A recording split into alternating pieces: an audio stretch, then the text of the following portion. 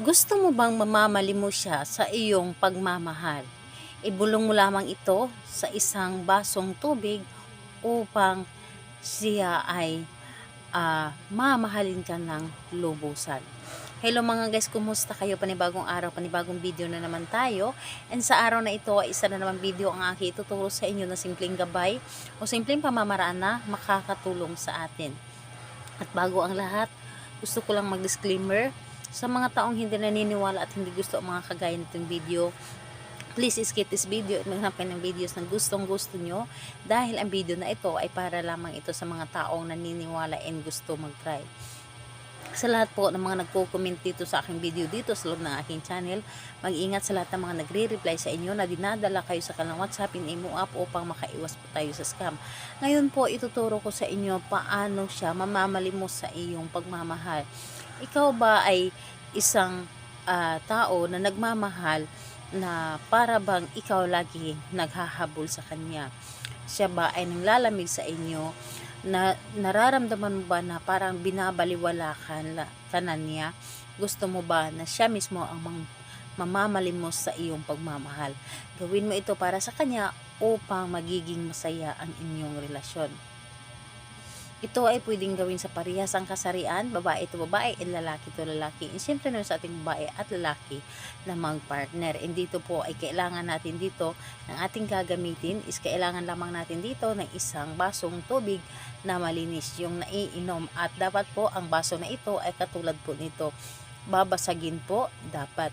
And ayun po, ito lamang ang dapat nating ihanda. And kapag handa na ang baso na may laman ng tubig, ang isunod pong ihanda ang inyong sarili. Lagi ko po itong sinasabi sa inyo na kapag gagawa kayo ng isang ritual, love spell, ay dapat ay buo ang inyong loob sa paggawa nito. Dapat po ay buo ang inyong tiwala, paniniwala, dahil ito ang kakailanganin natin. And ayun po, kapag ready ka na, and syempre dapat ay hindi ka nagdududa sa inyong dapat gawin. Dapat ay nagtitiwala ka sa iyong sarili and positive ka pong tao. And kapag ready ka na, pwede mo na itong simulan. Ang gagawin mo lamang dito, napakadali lamang. Dito sa isang basong tubig, ibulong mo dito ang iyong nais. Halimbawa na lamang ang kanyang pangalan at apelyido ng inyong target, at sabihin mo dito, magmamalimos ka ng aking pagmamahal. Ako lamang ang iyong mamahalin habang buhay. Wala ka ng ibang mamahalin pa kundi ako lamang. Kahit sino pa man ang manunukso sa iyo o tuksohin ka man para maakit ka, ako at ako lamang ang iyong nanaisin na makasama sa habang buhay. Hindi ka magiging masaya kung hindi mo ako makasama. So, lahat na ay sasabihin mo dito o hilingin mo dito. Dapat po ay nagagaling sa iyong puso ang iyong mga hinihiling, nagagaling sa iyong puso ang iyong ninanais. So, ayun po, dapat positive lahat ang iyong mga sinasabi at wag na wag mo itong hahayaan na mahaluan mo itong negative. And dapat positive ka, and wag na wag mo itong palaging iisipin ang iyong ginawa. So pagkatapos mo itong ibulong dito ang inyong nais, inumin mo ito ang isang basong tubig and ramdamin mo ang kanyang pagmamahal at isipin mo na pagkatapos nito ay mamamalim mo sa iyong pagmamahal.